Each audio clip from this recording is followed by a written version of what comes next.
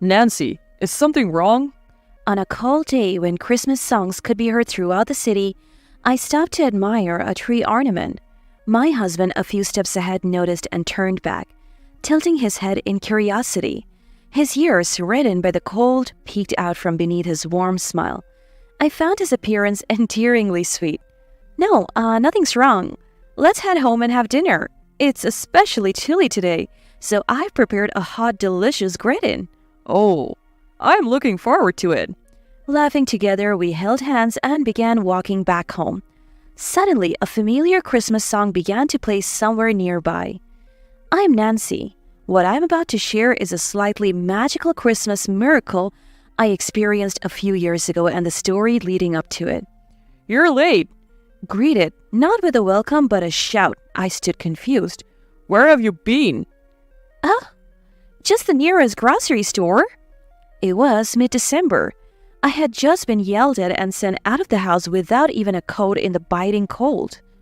What? Are you mocking me? I'm the breadwinner. When I come home from work, I expect a proper meal. Can't you even do that simple thing? My husband was furiously yelling at the dinner I had prepared. No nuts? Seriously, how can you look so nonchalant about it? A salad without nuts is unthinkable. Are you kidding me? He had yelled at me for this, so I grabbed my wallet and ran to the grocery store, hurrying back. But my panting only made him more irate. What, the grocery store? Are you out of your mind? Which is cheaper, that or the supermarket? He pointed at the nuts I had just bought, his face a mix of disbelief and annoyance. Have you lost your sense of money? I couldn't hold back any longer and retorted, I always shop at the regular supermarket, but it's far and I forgot the nuts this time. You would be angry if the soup got cold, so I went to the nearest grocery store. Sure, I forgot to put nuts on the shopping list, and I personally think a salad without nuts is fine. I don't understand why he has to be so angry.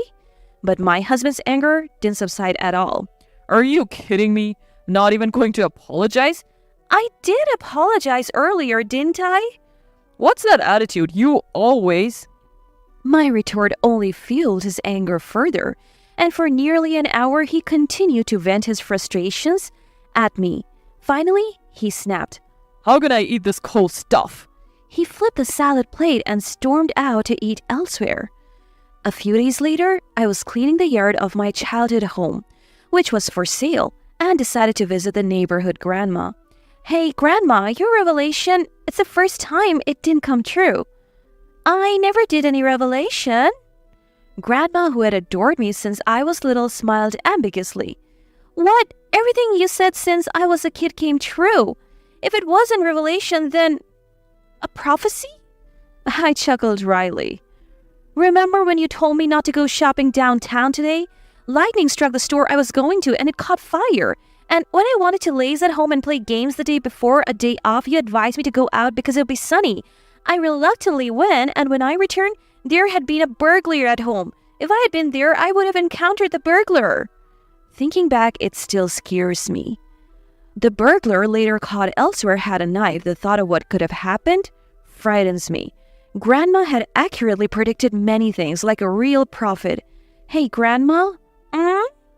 Even when I tried to dismiss it as coincidence or imagination, Grandma listened quietly as my voice faltered. Mom was a single mother. Wouldn't have been prepared for her illness if you hadn't predicted it. She said, Grandma made a revelation. Nancy will have something incredibly joyous happen this Christmas. It comforted her, knowing her daughter would have a future filled with smiles. Grandma's revelation in the hospital had been a beacon of hope for Mom, and a testament to her love for me. So when John proposed to me on Christmas, I thought this was the revelation. John, whom I met through an acquaintance, seemed humble and kind, but after marriage, he became domineering and, like the recent nut incident, got angry on trivial things, complaining the meal was too cold or the fruit too warm, despite being the one ignoring the food for his phone. I felt suffocated, constantly criticized for everything I did, be it cooking, cleaning, or laundry. I don't want to go home to him. I murmured, fighting back tears, but then, isn't it getting late? Don't you have dinner to prepare? Grandma looked at the sky, urging me, heavy-hearted, to get going. I felt gently rejected and slowly stood up. It's okay. If you stand firm on your own feet, you will face many hardships. But you'll find happiness. A truly joyous Christmas is coming. Live upright and true. God is watching. I turned quickly at the words whispered to my bowed head. Is that a revelation? Who knows? I'm just Grandma. She dodged the question with an ambiguous smile. All right, I understand. If I try hard, John will change, right? Maybe it's too early to consider the revelation wrong. I decided to switch gears and keep trying. Yet, Dinner, bath towel, iron shirt. my husband's attitude worsened at an accelerating pace. Not even a year into our marriage, he began to command me as if it were natural, devoid of any kind words, always irritable and domineering. What's wrong with you? Oh, what happened? One night again, he was angry. You don't greet me when I come home tired from work and instead wander around until this hour, and now you want me to microwave the meal? Don't joke with me. Feeling the pressure, I sighed. I told you, didn't I? I had a neighborhood festival planning meeting today. I even wrote it in a memo. Shut up. You think that's an excuse to serve me a half-hearted meal?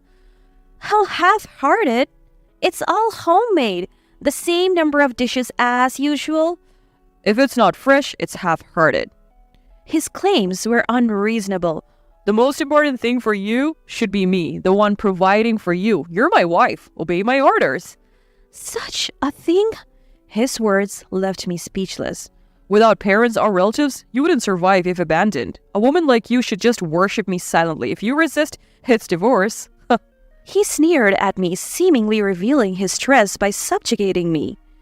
But the bath towel? I wanted to scream, I can't stand this anymore. But that would worsen his mood. That night, amidst the snow and rain, with nowhere to go, I reluctantly prepared the bath towel for him. After days like this, I collapsed from severe abdominal pain while shopping at the supermarket and was rushed to the hospital by ambulance. Hearing the doctor's explanation, my vision blurred. The disease is transmitted to sexual contact. Both you and your husband need treatment. You didn't notice it because there were no symptoms. Given the progression, surgery is necessary, and unfortunately, it's very unlikely that you will be able to have children in the future. The doctor, compassionate yet direct, left and my husband hurried after him. Can't have a baby? Repeating the harsh reality, I felt despair. I need to hear more from the doctor. With unsteady legs, I followed the doctor and my husband. Doctor? John? But what I overheard stopped me cold. So everyone I've been involved with needs to be tested? Yes. Without simultaneous treatment, the infection will just recur. Will they know what the test is for? Yes. He was quick to seek treatment for himself, but not a word of concern for me. And my baby? For me, an orphan, a new family was a cherished dream. A husband, children, a happy home filled with laughter. Tears fell heavily onto the smiling photo of my mother. I clutched in my hands. Mom? Unable to hold back, my voice broke through, mingled with tears, as I covered my mouth. Then, what are you lazing around for? You haven't prepared dinner or a shower. Leaving me, the breadwinner of this family, neglected while you wallow in sadness? Here's your punishment, a divorce application. My husband stormed in noisily and thrust a divorce application at me, sitting dejectedly. Annoying? Fine, I can divorce any time. You'll be the one in trouble. If you don't want to be divorced, stop lazing around and get moving. I am not lazing around. Oh, there's another punishment. I won't give you this month's living expenses. He leered at me with a nasty smile, seemingly pleased. An opportunity for you, who depends on me, to change your attitude. Know your place. If you resist, it's divorce. Having said his piece, he left the room, seemingly refreshed. Divorce, huh? Looking at the form with my husband's name on it, I felt a sense of calm. Mom, I have decided. I wiped the water droplets from the photo frame and spoke to my smiling mother, watch over me. For a while, I continued living in silence with my husband. He treated me like a servant, erupting in anger depending on his mood, while I spent my days quietly but firmly resisting. Then, that's what I'm saying. Lukewarm fruit is inedible and cold soup is out of the question. When will you ever get it right? It started again. Internally sighing, I decided to put my long-considered plan into action. Divorce if I resist, right? That's all you remembered? Reflect on your foolishness if you don't want to be divorced by me. He laughed through his nose, acting superior. You're not very bright, are you? Huh? My response seemed to confuse him. What did you just say? Facing my bewildered husband, I confronted him. The same thing over and over. Ever heard of vocabulary? All you have is divorce, divorce. Is that the only word in your limited vocabulary? You? Fine. Let's divorce. I'll grant your wish and become a stranger to you. Huh? Caught off guard, he forgot to get angry. I smiled and said my goodbyes. I have already moved out my important things. Feel free to throw away what's left. Goodbye. I took out the apron I bought when we got married, folded it neatly, placed it before him with the house keys on top, and left with my suitcase. What the hell? I heard my now bewildered husband, but I didn't care. Now, that's refreshing. I walked lightly back to my childhood home, ignoring his bothersome voice. A month later, the divorce finalized, but my ex-husband's messages kept coming. Reflect, idiot. I'll forgive you if you apologize. As a wife, I ignored the barrage of messages I had never experienced during our marriage, silencing the notification. But his persistence led me to meet him one last time at his parents' house. Why are you ignoring me? Perhaps avoiding harsh words due to his parents' presence, my ex-husband spoke with a facade of civility. You never replied to my messages. Oh, those? Turned out the notifications. Huh? Too persistent. I am persistent? Yes. So, what do you want with a stranger? You... As I replied nonchalantly, his face gradually reddened with anger. What's that attitude? My parents are here. What do you mean by... sorry. Finally, he raised his voice, but noticing his parents' disapproving looks, he apologized for the first time in our marriage. I managed to suppress my urge to mock him as he apologized. Wow, you can apologize? That's amazing. Continuing the conversation, I asked, so what do you want with your ex-wife after the divorce? Despite the presence of his parents, my ex-husband seemed puzzled by my relaxed demeanor, but got to the point. Hold on. Aren't you suffering after divorcing me? How are you managing to live now? He feigned concern despite never once visiting my family home. I'm saying if you want, we can reconcile. You must be happy, right? As if? What's he thinking? I nearly burst out laughing. I am neither happy nor struggling. I earn enough for myself, plus the living allowance you give was just $250 a month, remember? It was never enough to sustain life. Actually, I think you're the one struggling without someone to do the housework. I have been much more comfortable since I became single. Reconciling makes no sense to me. My response visibly rattled him. Huh?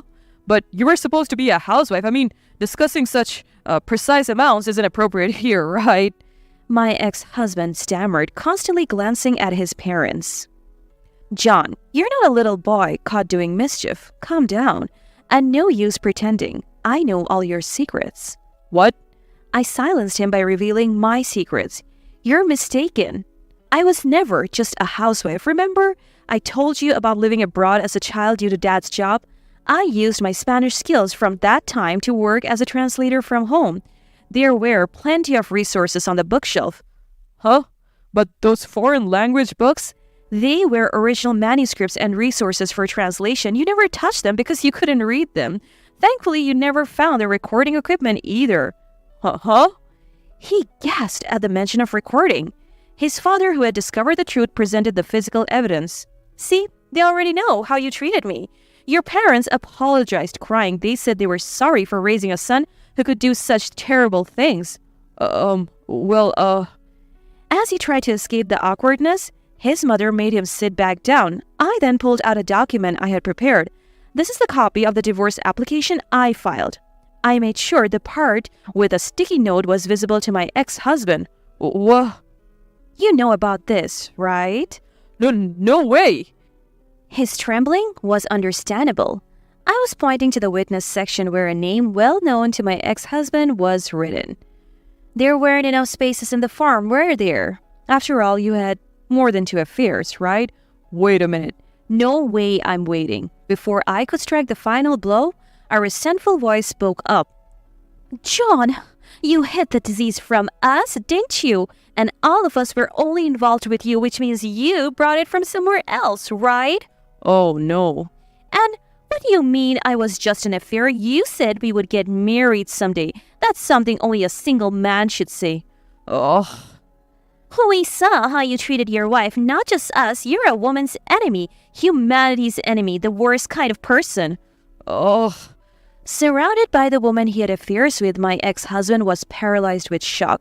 His parents sighed deeply at their son's actions. Yes, I had secretly contacted my ex-husband's mistresses, whom I discovered through a private investigator. I spilled everything to his parents, and that led to this moment. Just give up. Oh my God. Following a strong request from his parents saying their son needed to reflect, the mistresses and I demanded compensation from him. Moreover, his employer, a friend of my ex-mother-in-law, arranged for the payments to be deducted from his salary, ensuring he couldn't escape. Forcibly returned to his parents' home, my ex-husband, under their strict supervision, would be burdened with paying compensation for a long time. 6 years later. Nancy, is something wrong? It was a cold day with Christmas songs playing all around town. When I stopped to admire a tree decoration, my husband, who had walked ahead, turned back and tilted his head. His ears, red from the cold. Our young daughter, held in his arm, also had rosy cheeks. Oh, how adorable, I thought, cherishing them deeply. Grandma's revelation was really something, I murmured softly. My current husband is actually the brother of one of my ex-husband's mistresses. We got along strangely well with those women and kept in touch. He was the one who comforted me when I was down. It's a truly bizarre story. If I hadn't married my ex-husband, I probably would never have met my current husband. It seems that hardships do lead to happiness, just as Grandma's revelation said. Moreover, after getting together with him, we even had a baby, despite being told it was highly unlikely. I remember being informed of my pregnancy at the emergency hospital one Christmas when I felt ill. My husband and I jumped for joy. And the nurse, although pleased, chided us to keep calm because of my condition. It's a real Christmas miracle. I think about this deeply every season. Despite being hurt a lot because of my ex-husband, now I am this happy. Mom! Pulled from my thoughts by my daughter, who left my husband's arms to cling to me, I returned to the present. It's nothing. Let's head home and have dinner. It's particularly cold, so I've prepared a delicious hot gratin. Oh, can't wait. Yay! Laughing together, the three of us held hands and walked back home. Somewhere nearby, a familiar Christmas song started playing again.